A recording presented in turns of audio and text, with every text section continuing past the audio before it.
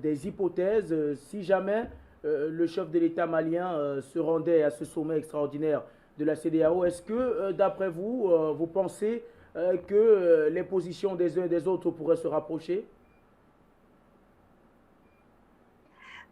Il n'ira pas, il ne va pas y aller. Ce n'est pas le rôle de M. Assimi Goïta. M. Assimi Goïta n'est pas un diplomate, ce n'est pas un négociateur, c'est un militaire. Quand il a pris le pouvoir, c'est pour sécuriser le pays. Et il s'est entouré de personnes compétentes.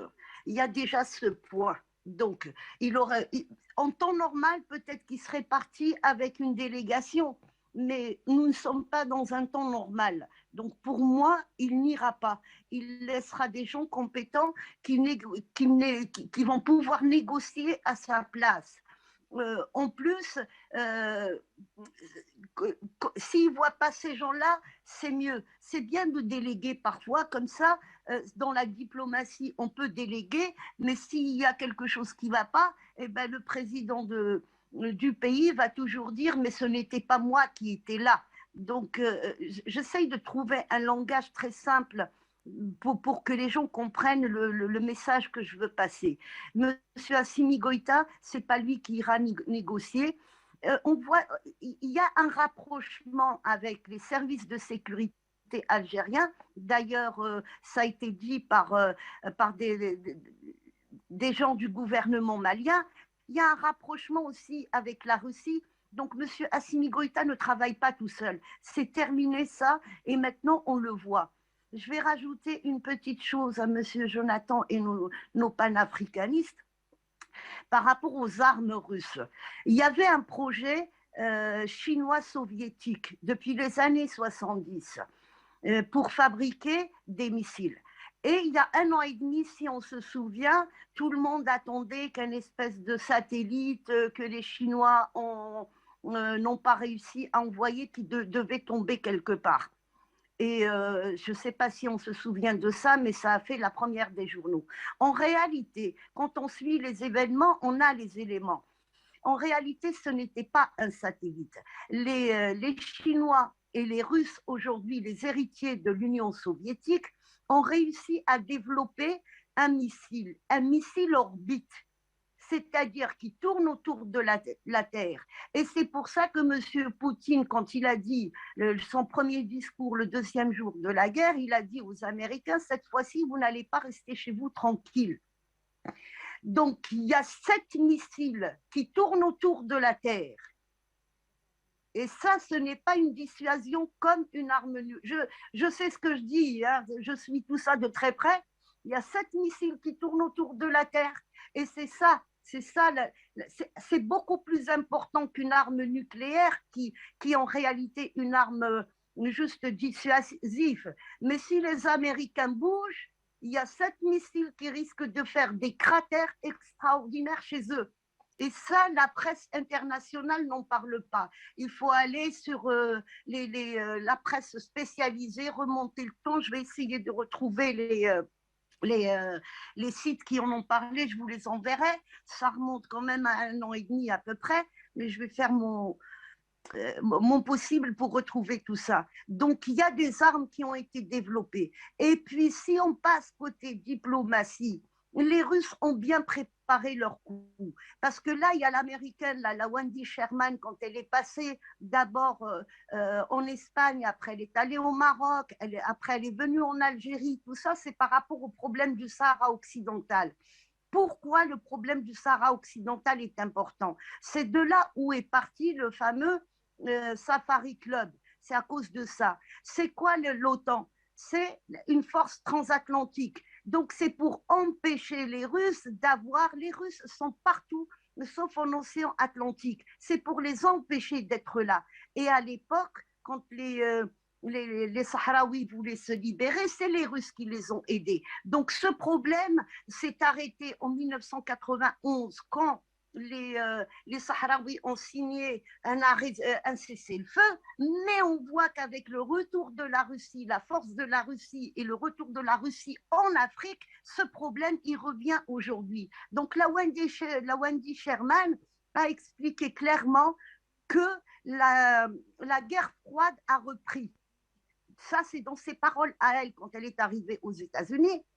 Et puis, elle a expliqué aussi que hors de question que les Russes ou les Wagner, comme on les appelle, viennent sur le territoire sahraoui. Donc, c'est pour ça qu'il y a un incident diplomatique avec l'Algérie et l'Espagne aujourd'hui, où l'Algérie a rappelé l'ambassadeur. C'est important de le signaler parce que ça joue aussi sur l'avenir du continent et l'avenir du Mali.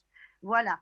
Et quand on va plus loin, rien qu'hier, il y a le Portugais, le Premier ministre portugais qui est repassé par l'Algérie pour essayer de régler le problème du tuyau de gaz qui a été fermé le 1er novembre dernier, pour essayer de le remettre. L'Algérie, je l'avais dit le premier jour quand on m'a posé la question chez vous, j'ai dit l'Algérie ne donnera pas une goutte de gaz ou de pétrole en plus. C'est pas possible. L'Algérie ne trahira jamais les Russes. On a payé ensemble en 1991, comme la Yougoslavie, comme le Mali, donc c'est tous ces pays-là qui étaient touchés. Aujourd'hui, il y a une force qui est là et cette force est soutenue revenant au traité de Shanghai, donc ce n'est pas possible. Quand on voit ce qui se passe, les Français n'ont plus de place. Quand je disais tout à l'heure, quand j'étais coupée, il y a 11% de la population mondiale qui veut manger le reste. Ce n'est plus possible, ça a été annoncé.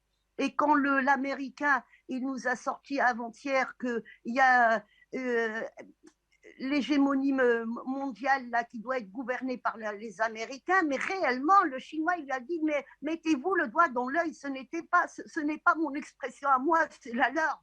Ils ne disaient plus jamais ça. Et quand ils ont annoncé que pour le G20, les Russes n'allaient pas être là, les Chinois ont dit, mais nous ne sommes pas d'accord, ce n'est pas à vous de gérer. Donc, on est en train de stopper les Américains. Et ça a été même plus loin. Pourquoi? C'est hier que Poutine a annoncé que les transactions pétrolières, gazières se font. Ça, c'est pour marquer le coup. Si vous ne voulez pas de nous dans le G20, eh ben, on ne veut plus du dollar. C'est annoncé par les plus grandes forces. Qui est allié aujourd'hui à la Russie? C'est l'Inde, c'est le Pakistan, mais ça, il y a une grande partie de l'Afrique. Les pays africains, c'est qui? L'Algérie. Je ne parle pas du Mali qui aujourd'hui a encore une petite faiblesse. Je dis bien une petite, parce qu'il ne faut pas sous-estimer non plus leur place en Afrique. Mais au niveau négociation mondiale, ils ont encore une petite faiblesse parce qu'on ne veut pas les reconnaître. On ne veut pas les reconnaître. Je ne dis pas qu'ils ne sont pas reconnus par les Africains. Donc, il y a l'Algérie, il y a le Nigeria qui a subi justement par rapport, on ne veut pas les laisser avoir une raffinerie, on ne veut pas les laisser développer une agriculture, on veut pas. Les pays occidentaux ne les laissent pas faire, il faut qu'ils restent consommateurs. Il y a l'Éthiopie, il y a l'Afrique du Sud. Ce sont plus de 450 millions d'habitants. C'est énorme. Donc, il y a tous ces pays-là qui soutiennent la Russie avec toute leur population. Donc, aujourd'hui, le Mali a pris une place. Ce qu'on disait tout à l'heure et tout le monde était d'accord, c'est qu'aujourd'hui, le Mali, il est au centre de l'Afrique et c'est lui qui devra gérer. Et je l'avais dit plusieurs fois, ça. Je dis c'est le Mali qui devra gérer toute la zone par ses alliances. Parce que je voyais les choses venir et je voyais les Russes venir et je voyais cette guerre venir. Je parle de la guerre économique. Après le corona, j'en avais parlé plusieurs fois, je dis qu'est-ce qui va se passer après le corona? C'est tout le monde qui va vouloir tirer son épingle du jeu et les États-Unis, quand ils pourront plus faire pression sur les autres pays, ils vont sacrifier l'Europe. C'est ce qui arrive aujourd'hui. Les États-Unis, ils nous annoncent qu'ils prennent plus, ils sanctionnent le pétrole russe, ils ne prennent que 2%. Mais qu'est-ce qu'ils ne sanctionnent pas? Le pétrole qui est à moitié raffiné. Et il faut faire attention à toutes les sanctions et les mots qui sont utilisés. Il y a un pays qui dit je veux plus des vêtements, je veux plus de la mode, mais les véritables sanctions, elles ne sont pas là et elles ne peuvent pas. Poutine a fait exactement ce que M. Assimi Goïta a fait. C'est des personnages et des pays qui sont importants aujourd'hui. Alors que je vous parle, On ne peut plus déstabiliser le Mali. Il y a des pays, je l'ai dit aussi, qu'il ne faut pas déstabiliser. Les Européens se réunissent pratiquement tous les jours pour trouver une sortie et puis de quoi remplacer le gaz russe. Ils se donnent tous 5 ans.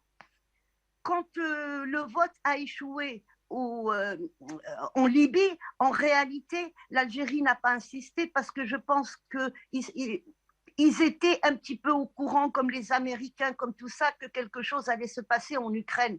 Les Américains avaient annoncé que les Russes allaient passer à l'attaque. Donc, même l'Algérie, peut-être, ils savaient. Donc, ils n'ont pas insisté pour régler le problème libyen. Chose qui arrange aujourd'hui, malheureusement, pour les Libyens. La situation devrait se stabiliser, mais ça nous arrange aujourd'hui que les Européens ne trouvent pas un remplaçant pour le gaz russe, parce que sinon ils auraient fait pression sur la Libye. Et puis aujourd'hui, que leur dit l'Algérie ou que leur dit les Libyens, mais vous nous avez déstabilisés, vous nous avez fait la guerre. Aujourd'hui, on ne peut plus vous fournir le gaz avec toute la bonne volonté. Il nous faut 7 ans pour qu'on puisse vous fournir du gaz. Vous vous rendez compte, 5 ans, 7 ans, que feront les Européens? Et maintenant, il y a les Américains qui les obligent. Et depuis Trump, on veut les obliger à acheter leur gaz au point où à un certain moment, il y a l'Espagne qui avait changé tout son mode de ravitaillement, tout ça, ils avaient mis une loi qu'ils ne pouvaient pas avoir plus de 50% du gaz d'un seul fournisseur, d'un seul pays. Aujourd'hui, ils sont revenus là-dessus. Donc, il y a tout ça qui joue un jeu très important dans le monde et ça fait que M. Assimi Goïta, qui lui est un allié potentiel aux Russes, et c'est lui, il a fait partie de tous ces gens-là qui l'ont ramené en Afrique pour essayer de trouver un équilibre, pas pour qu'il... D'ailleurs, on voit, c'est l'armée malienne qui libère les territoires maliens, mais c'est pour trouver un équilibre et puis trouver des armes fiables, parce que quand on voit ce que les Américains proposent, la semaine dernière, il y a le ministre koweïtien qui explique clairement qu'ils ont acheté des avions américains, mais ils ne se sont jamais servis de ces avions-là parce qu'ils n'avaient pas le droit de s'en servir, ils n'avaient pas le droit de les faire survoler, au point ils ont balancé 100 millions de dollars et à un moment, le ministre lui-même, il dit, on a pris nos avions, on a dit aux Américains, reprenez-les et fichez-nous la paix avec. On peut pas, si on achète des armes, on ne peut pas s'en servir, pourquoi les avoir? Donc aujourd'hui, ces pays-là n'ont plus confiance. C'est ça. On voit aussi, monsieur, tout à l'heure, quand j'ai parlé de Bachar el-Assad, qu'est-ce qui s'est passé la semaine dernière? Bachar el-Assad était invité, il y a 4-5 jours, il était invité aux Émirats arabes. C'est les mêmes Émirats arabes qui ont payé les armes pour tuer les Syriens et pour faire la guerre à Bachar el-Assad. Et une fois que ce sommet s'est terminé, eh ben, là, il y a un deuxième sommet qui a eu lieu à la mer Rouge entre Sisi, entre le Ben Zayed et entre l'Israélien. Donc, pour trouver une solution par rapport à ce qui se passe. Donc, Israël refuse catégoriquement de prendre des Ukrainiens chez eux. Pourquoi? Parce que les Russes sont là, ils sont à Hamimim en Syrie. Voilà. Et pourquoi Poutine aussi? Vous savez, tout est un jeu, tout est un jeu. Poutine, quand il a dit vous ramenez des mercenaires, moi j'ai des amis qui vont venir nous aider. Qu'est-ce qu'il a ramené? Il y a quelques mois, j'avais dit attention, les Russes, ils ont 53 000 Tchétchènes, bien avant cette guerre. Il a ramené les Tchétchènes, il y a des gens qui sont des Palestiniens qui sont venus, des Irakiens, et il a bien dit, Poutine, il a dit c'est des gens qu'on ne paye pas, ils veulent nous aider. Ça veut dire quoi? Ça veut dire vous bougez, il y a toute cette population musulmane que vous avez stigmatisée, à qui vous avez fait la guerre et que vous avez pillé leurs richesses, et ben c'est cette population-là qui va nous aider à vous rayer de la carte. C'est ça le message que Poutine voulait faire passer et c'est ça qui fait peur maintenant aux Occidentaux, aux 11% de la population mondiale qui veut continuer à nous piller, à partir en vacances 5 semaines par an, à acheter des voitures, acheter des maisons, prendre notre uranium, prendre notre gaz, nous empêcher de développer une agriculture, nous empêcher de faire des raffineries. Donc ça, c'est le message de Poutine qui est un message très, très fort. Vous avez fait la guerre à des gens qui, aujourd'hui, ils parlent de peuple, ils parlent de population. Il dit ces gens-là sont nos alliés. Vous avez créé à Grozny le terrorisme. Aujourd'hui, c'est des Tchétchènes qui sont là pour défendre la Crimée qui est musulmane. Donc, voilà ce que Poutine a fait. Et par rapport à ce que je disais tout à l'heure, le missile que la Russie a développé avec les Chinois, ça ne laisse plus les Américains à l'abri.